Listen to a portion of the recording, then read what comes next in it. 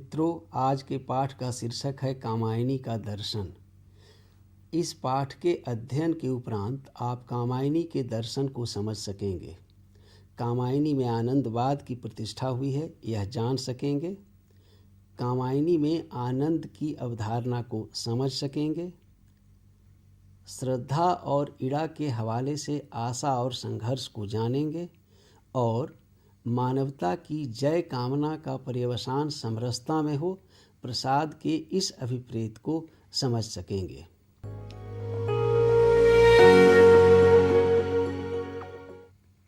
आप सभी जानते हैं, कामायनी के दर्शन पर अनेक दृष्टियों से विचार किया गया है।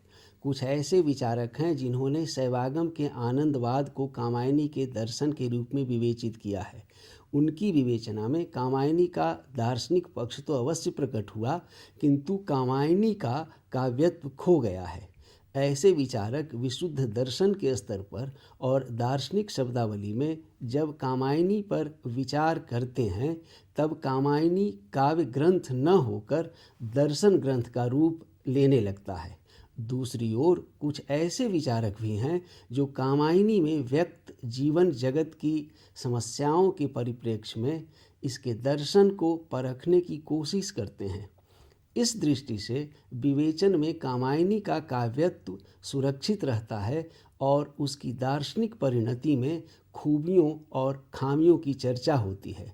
स्पष्ट है, कामायनी को दार्शनिक परिणति तक पहुँचाने में कवि जीवन और जगत की उलझनों को क्रम से सुलझाता हुआ चयनित पात्रों और कथानक द्वारा अपने प्रतिपाद्य तक पहुँचता है, जिसकी अभिव्यक्ति उसका ध्येय था।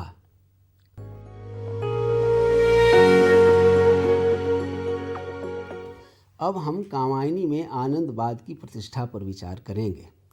कामायनी के कथा प्रवाह में पात्रों के माध्यम से जो जीवन क्रम चलता है, वह कहीं रुकता नहीं, बल्कि सतत प्रवाहमान है। प्रसाद उसे सीमांत तक पहुंचा कर ही रुकते हैं, जहां सर्वत्र आनंद ही आनंद है। उससे आगे, उससे पार कुछ भी नहीं। प्रसाद कहते हैं, इस जीवन का ध्येय नहीं है श्रांत भवन में टिक रहना, किंतु पहुंचना उस सीमा तक जिसके आगे राह नहीं। इसी आनंद भूमि पर विचरण करना कामायनीकार का मुख्य ध्येय है। पूरी कामायनी इसी आनंदवाद की नींव पर खड़ी है।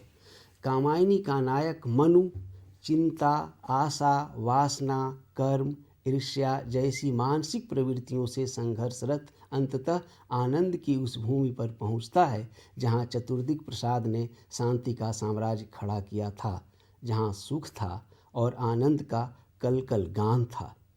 जीवन जगत के संघर्षपूर्ण आघातों से पीड़ित संत्रस्त मनु को वहाँ शांति युक्त पवित्रता का साक्षात्कार होता है। वह आपाद मस्तक उस आनंद में अवगाहन करता है और पूरी तरह समरस हो जाता है। सापित न यहाँ है कोई, तापित पापी न यहाँ है, जीवन वसुधा समतल है, समरस है जो कि जहाँ है। कामायनी में आनंद के कम से कम 2 स्तर रेखांकित किए जा सकते हैं। एक का वर्णन ऊपर किया गया है, जबकि दूसरा आनंद चिंता सर्ग में देव सभ्यता के विध्वंस के कारणों के वर्णन में देखा जा सकता है। स्पष्ट है, देव सभ्यता का आनंद उस श्रृंखलता से युक्त है जिसमें वासना की अतृप्त आकांक्षा का तीव्र और दुर्निवार आकर्षण है, जिसे प्रसाद वासना की उपासना कहते हैं। उसी वासना की उपासना, वह तेरा प्रत्यावर्तन। इस आनंद का प्रत्यावर्तन प्रसाद का अलम नहीं है। प्रसाद का अभिष्ट शांतिपूर्ण समरस आनंद था, जिसे मनु हिमांचल की भूमि में प्राप्त करते हैं। ऐसा आनंद जो क्षणभंगुर और ऐन्द्रिक आकर्षण से दूर चित्त भूमि में स्थिर होने वाला सात्विक आनंद है। इसे गीता के माध्यम से भी समझा जा सकता है। गीता में अर्जुन को उपदेश देते हुए कृष्ण ने सुख अर्थात आनंद की 3 कोटियां बतलाई हैं। कृष्ण कहते हैं, हे भरत श्रेष्ठ, अब 3 प्रकार के सुख अर्थात आनंद को तू भी मुझसे सुन। जिस सुख में साधक भजन, ध्यान और सेवा आदि के अभ्यास से रमण करता है और जिससे दुखों के अंत को प्राप्त हो जाता है, यह ऐसा सुख है जो प्रारंभ में यद्यपि विष के समान प्रतीत होता है, किंतु परिणाम में अमृत के समान है। इसलिए यह परमात्मा विषयक बुद्धि के कारण उत्पन्न हुआ सुख सात्विक कहलाता है। यह पहले प्रकार का सुख आनंद है। श्री कृष्ण कहते हैं, जो सुख विषय और इंद्रियों के संयोग से होता है वह पहले भोग काल में अमृत के समान प्रतीत होते हुए भी परिणाम में विष के समान है, इसलिए यह राजस कहा गया है। आगे कृष्ण बतलाते हैं, जो सुख भोग काल में और परिणाम में आत्मा को मोहित करने वाला है वह निद्रा, आलस्य और प्रमाद से उत्पन्न हुआ तमस सुख कहा गया है। इन तीन सुखों में से सात्विक सुख के उपभोग करने वाले ही सच्चा आनंद प्राप्त कर पाते हैं। उच्छृंखल आनंद विनाश का सूचक है। इस प्रथम सुख सात्विक सुख तथा आनंद की परिणति है अखंड तन्मयता। इसी में साधक को प्राप्त होता है जीवन के उत्कृष्टतम क्षणों का पूर्ण वैभव और पवित्रता तथा शिखर के पार पहुंचने वाली उच्चतम सत्कर्म को प्रेरित करने की भावना। इसके विपरीत उच्छृंखल भोग युक्त आनंद का अंतिम परिणाम है विनाश, जिसमें साधक को मिलता है क्षणिक इंद्रिय सुख। तदुपरांत सामने आ जाती है महानाद की भीषण ज्वाला, जिसमें जलकर सब कुछ भस्म हो जाता है। इसमें निहित है स्वार्थ, छल, प्रपंच, विभेद, अहंकार, वासना, मोह और संघर्ष। कामायनिकार इन सब की क्रमिक परिणति उस आनंद में दिखलाता है जिसका आधार है समरसता, देश और जाति की समरसता, व्यक्ति और समाज की समरसता, स्त्री और पुरुष की समरसता, प्रकृति के उपादानों की समरसता, इच्छा, ज्ञान और कर्म की समरसता। इस समरसता और समन्वय से प्रेरित आनंद ही सच्चा आनंद है, जो कामायनिकार का प्राप्य और प्रसाद जी का प्रतिपाद्य है। प्रसाद जी कहते हैं, समरस थे जड़या चेतन, सुंदर साकार बना था, चेतनता एक विलसती, आनंद अखंड घना था। प्रसाद शिव के उपासक थे। समरसता का यह सिद्धांत उन्हें शैव मत और दर्शन के प्रतिभिज्ञा दर्शन से प्राप्त हुआ था। दर्शन के स्तर पर प्रसाद ने कामायनी में इसका समंजन किया है।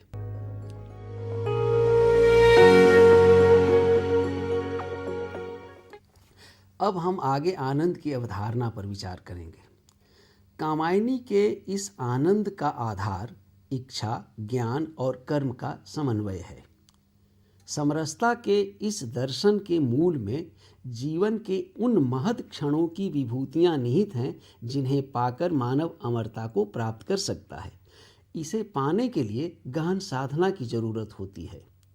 जब तक इच्छा, ज्ञान और कर्म अलग रहेंगे, साधक विषमता की क्षोभमय लहरों में डूबता उतराता रहेगा। उसके अस्तित्व में उत्थान पतन से युक्त अनेक प्रकार के द्वंद्वों के प्रचंड झंझा उठते रहेंगे और वह उसी में तिरता रहेगा। अनंत इच्छाएं उसे स्थिर नहीं होने देंगी। ज्ञान उसे अपने बोध से चेतनशील बनाने का प्रयास करेगा और कर्म उसे दूसरी दिशा में ले जाएगा। जब तक ये एक दिशा में क्रियाशील नहीं होंगे, तब तक साधक मनुष्य का निस्तार नहीं हो सकता। प्रसाद कहते हैं, ज्ञान दूर कुछ क्रिया भिन्न है, इच्छा क्यों पूरी हो मन की, एक दूसरे से न मिल सके, यह विडंबना है जीवन की। हिमालय पर पहुंचकर श्रद्धा मनु को इन तीनों क्षेत्रों में घुमाती हुई उन्हें आनंद की ओर उन्मुख करती है। चिर वसंत का यह उद्गम है, पतझर होता एक ओर है, अमृत हलाहल यहाँ मिले हैं, सुख दुख बंधते एक डोर हैं। श्रद्धा के उद्बोधन से मनु की उत्सुकता जागती है। वे कहते हैं, सुंदर यह तुमने दिखलाया, किंतु कौन यह श्याम देश है? कामायनी बताओ, इसमें क्या रहस्य रहता विशेष है? श्रद्धा का उत्तर है, मनु यह श्यामल कर्मलोक है, धुंधला कुछ कुछ अंधकार सा। सघन हो रहा अविज्ञात यह देश मलिन है, धूमसार सा। यह कर्मलोक श्रद्धा के अनुसार इस प्रकार है। श्रममय कोलाहल, पीड़नमय विकल प्रवर्तन महामंत्र का क्षण भर भी विश्राम नहीं है, प्राणदास है क्रियातंत्र का। कर्मलोक की उस भीषणता से मनु उद्वेलित हो उठते हैं। बस अब और न इसे दिखा तू, यह अति भीषण कर्म जगत है। मनु कामायनी से वहीं प्रसरित उज्ज्वल प्रदेश के बारे में पूछते हैं। श्रद्धे, वह उज्ज्वल कैसा है, जैसे पूंजीभूत रजत है? कामायनी उन्हें उत्तर देती है, प्रियतम, यह तो ज्ञान क्षेत्र है। सुख दुख से है उदासीनता, यहाँ न्याय निर्मम चलता है। बुद्धि चक्र जिसमें न दीनता। तत्पश्चात श्रद्धा मनु के समक्ष सभी 3 क्षेत्रों के रहस्य खोलकर रख देती है। यही त्रिपुर है, देखा तुमने? 3 बिंदु ज्योतिर्मय इतने अपने केंद्र बने, दुख सुख में भिन्न हुए हैं, ये सब कितने? ज्ञान दूर कुछ क्रिया भिन्न है, इच्छा क्यों पूरी हो मन की, एक दूसरे से न मिल सके, यह विडंबना है जीवन की। इच्छा ज्ञान कर्म, इन बिंदुओं के रहस्य खुलने के बाद मनु के मन की कुहेलिका दूर होती सी लगती है। पर जब तक ये 3 बिंदु एकीकृत नहीं हो जाते, तब तक आनंद की प्राप्ति संभव ही नहीं है। श्रद्धा इन स्थितियों को अच्छी तरह जान रही थी। उसने अपने इंद्रजालिक मुस्कान से मनु को दिखलाती है। महाज्योति रेखासी बनकर श्रद्धा की स्मृति दौड़ी उनमें, वे संबद्ध हुए फिर सहसा, जाग उठी थी ज्वाला जिनमें। इन तीनों के संबद्ध होते ही एक पारलौकिक आनंद की सृष्टि होती है। संपूर्ण प्रकृति में अनोखा संगीत गूंजने लगता है, जो क्लांत मनु को प्रशांति की मुद्रा में पहुंचा देता है। उनके मानस से भव संक्रमण के सारे बंधन दूर हो जाते हैं और उनका कायाकल्प हो जाता है। वे सहसा अपने को उस आनंद लोक में पाते हैं, जहाँ का जीवन सत्कर्म की भाव पंखुड़ियों से सुरभित हो रहा है। वहाँ के वातावरण में अनहद नाद की अनुगूंज सुनाई पड़ने लगती है, जिसका श्रवण अब तक मनु नहीं कर पाए थे। आनंद का यह वह लोक था जिसमें मनु श्रद्धा सभी तन्मय और तल्लीन थे।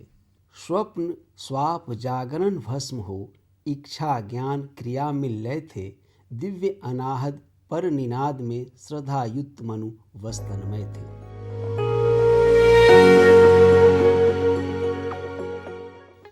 आगे हम श्रद्धा और ईड़ा के माध्यम से आशा और संघर्ष को देखने की कोशिश करेंगे। दर्शन के इस बिंदु पर पहुंचकर एक सवाल उठता है कि जिस आनंदवाद की प्रतिष्ठा प्रसाद करना चाहते हैं, क्या वह श्रद्धा द्वारा ही संभव है, ईड़ा द्वारा नहीं? कामायनी का अध्येता यह जानता है कि श्रद्धा के संसर्ग से मनु के जीवन में आशा का संचार होता है और वे कर्ममय जीवन में प्रवेश करते हैं, जबकि ईड़ा के संसर्ग में उन्हें संघर्ष का साक्षात्कार करना पड़ता है। कह सकते हैं कि प्रसाद के लिए आनंद की प्राप्ति श्रद्धा द्वारा ही काम्य है। स्वयं प्रसाद ने श्रद्धा को हृदय का और ईड़ा को बुद्धि का प्रतीक माना है। प्रसाद के लिए समरस जीवन में संघर्ष का कोई स्थान नहीं है। अतः प्रसाद कामायनी में बुद्धिवाद का विरोध करते हैं।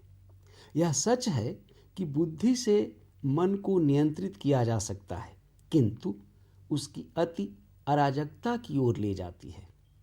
अतएव प्रसाद जी बुद्धि की निरंकुशता के विरोधी हैं, बुद्धि के नहीं। इसी कारण उन्होंने कामायनी में यथास्थान बुद्धिवाद का विरोध किया है और हृदय की प्रेरणा अर्थात श्रद्धा के साहचर्य से कर्म पथ पर बढ़ने को श्रेयस्कर माना है। बुद्धि की अतिशयता में प्रसाद संघर्ष और अशांति देखते हैं। प्रसाद की दृष्टि में हृदय और बुद्धि के सामंजस्य से ही जगत का कल्याण संभव है। प्रसाद यह मानकर चलते हैं कि संपूर्ण सृष्टि आनंदमय है, सांसारिक दुख तो क्षणिक हैं। शैवागम में संपूर्ण सृष्टि आनंदपूर्ण कही गई है। आनंद ब्रह्म है, यही सब कुछ है। आनंदो ब्रह्मेति व्याजानात् आनंदाद्वयेव खल्विद्मानुभूतानि जायन्तो आनंदेन जातानि जीवन्ति आनंद प्रयन्तभिसंभिषन्तोति। अर्थात आनंद से ही सबकी उत्पत्ति है और आनंद में ही सब विलीन हो जाते हैं। अतः प्रसाद ने आनंद की प्राप्ति हेतु समरसता को परमावश्यक माना है, जिसे मनु श्रद्धा के माध्यम से प्राप्त करते हैं। प्रसाद का यह आनंद अध्यात्म भावना से पुष्ट शुद्धानंद है। प्रसाद ने कामायनी की घटनाओं और चरित्रों के द्वारा इसी आनंदवाद की स्थापना की है। मनु में द्वंद्व है। वह नूतनता का लोभी है। वह ईड़ा के अधीन होकर सारस्वत प्रदेश में जिस आधुनिक यांत्रिक सभ्यता के निर्माता बनते हैं, वहाँ उन्हें भौतिक पदार्थों से क्षणिक सुख और क्षणिक आनंद की ही प्राप्ति होती है। हृदय की प्रतीक श्रद्धा के हाथों ही उनका उद्धार होता है। आनंद की प्राप्ति के लिए साधक को साधना की आवश्यकता है। श्रद्धा के सहयोग से ही मनु को इस आनंद की प्राप्ति होती है और वे शिव का तांडव देख पाते हैं।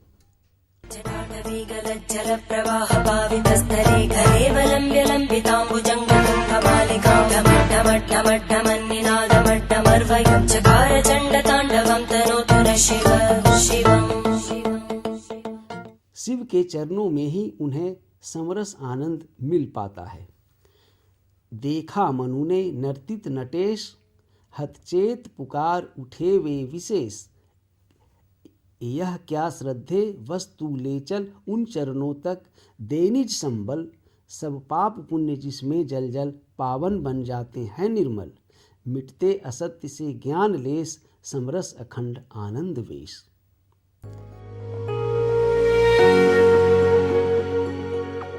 प्रसाद का अभिष्ट मानवता की विजय कामना है। कामायनी में प्रसाद का काम्य केवल व्यक्ति नहीं वरन संपूर्ण मानवता है। इसीलिए वे मानवता की विजय कामना करते हैं और इस आनंद के उपभोगकर्ता के रूप में भी। पर हृदय की सत्ता मात्र से ही वे इस आनंद को पाने की राह दिखलाते हैं। इसीलिए उस आनंदोपभोग हेतु मनुष्य मात्र का विजयी होना अनिवार्य है। श्रद्धा मनु से कहती है, शक्ति के विद्युत कण जो व्यस्त, विकल विखरे हैं जो निरुपाय, समन्वय उनका करो समस्त, विजयनी मानवता हो जाए। प्रसाद इस विश्व को अनंत रमणीय सत्ता की देन मानते हैं। यह अनंत रमणीय सत्ता सांकरी अद्वैत के प्रतिपाद्य ब्रह्म सत्यं जगन मिथ्या के दर्शन से बिल्कुल भिन्न है। प्रसाद की मान्यता है, अपने सुख दुख से पुलकित यह मूर्त विश्व सचराचर, चितिका विराट वपुमंगल, यह सत्य सतत चिर सुंदर।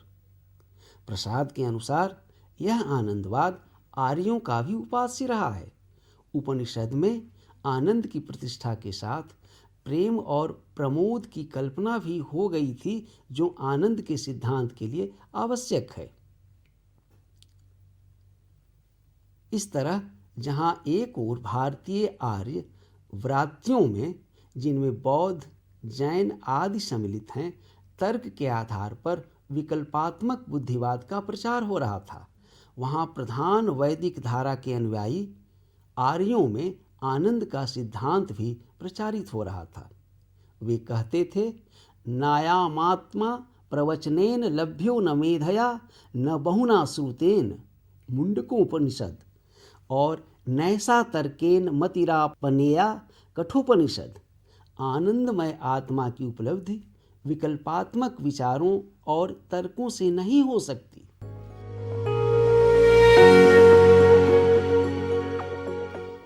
इस तरह से प्रसाद अंत में समरसता के दर्शन तक आते हैं। अब हम समरसता के दर्शन को देखने की कोशिश करेंगे। कामायनी के मूल में समरसता जनित आनंदवाद है। समरसता की अनिवार्यता मानव जगत की सुख शांति के लिए है। इस समरसता में जीवन की विरोधी वृत्तियों का समन्वय निहित है। प्रसाद स्वयं मानते हैं कि समरसता एवं प्राकृतिक सौंदर्य के द्वारा अहम और इदम का समन्वय वर्तमान रहस्यवादी विचारधारा का एक मुख्य अंग है। रहस्यवादी प्रवृत्ति के दर्शन हमें कामायनी के आनंद सर्ग में हो जाते हैं। कामायनी की निम्नांकित पंक्तियां जड़ एवं चेतन प्रकृति के सामरस्य और उससे उत्पन्न आनंद की सर्वांग व्याख्या प्रस्तुत करती है। मानसल सी आज हुई थी हिमवती प्रकृति पाषाणी, उस लास रास में विह्वल थी हस्ती सी कल्याणी।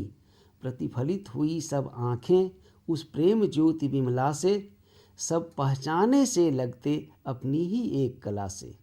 समरस थे जड़ या चेतन, सुंदर साकार बना था, चेतनता एक विलसती, आनंद अखंड घना था। प्रसाद कामायनी में जिस आनंदवाद का प्रतिपादन करते हैं उसका बुद्धिवाद से विरोध है। भारतीय परंपरा में बुद्धिवाद का यह विरोध वैदिक युग से ही चला आ रहा था। प्रसाद ने उस सूत्र को पकड़कर कठ तथा मुंडक आदि उपनिषदों के विचारों से भी समन्वित किया है। बुद्धिवाद के उस विरोध का संकेत आचार्य रामचंद्र शुक्ल ने अपने इतिहास में इस प्रकार किया है। बुद्धि की विग्रहण इस बुद्धिवाद के विरुद्ध उस आधुनिक आंदोलन का आभास भी कवि को इष्ट जान पड़ता है, जिसके प्रवर्तक अनातोले फ्रांस ने कहा है कि बुद्धि के द्वारा सत्य को छोड़कर और सब कुछ सिद्ध हो सकता है। बुद्धि पर मनुष्य को विश्वास नहीं होता है। बुद्धि का सहारा तो लोग अपनी भली बुरी प्रवृत्तियों को ठीक तरह से प्रमाणित करने के लिए लेते हैं। यह आधुनिक काल का बुद्धि विरोध है। जहाँ तक प्रसाद के पक्ष का प्रश्न है, वे इसे विशुद्ध भारतीय परंपरा से जोड़ते हैं और अपनी भावइत्री प्रतिभा के द्वारा जीवन व्यवहार से भी जोड़ते हैं, जिसमें नैराश्य के लिए कोई स्थान नहीं है। इस हेतु कामायनी में मनु का चारित्रिक विकास विचारणीय है। कामायनी में प्रसाद ने बुद्धिवाद का विरोध करते हुए जिस आनंदवाद की प्रतिष्ठा की है, वह प्राचीन होते हुए भी आधुनिक मानवता के लिए उपयोगी और सारयुक्त है।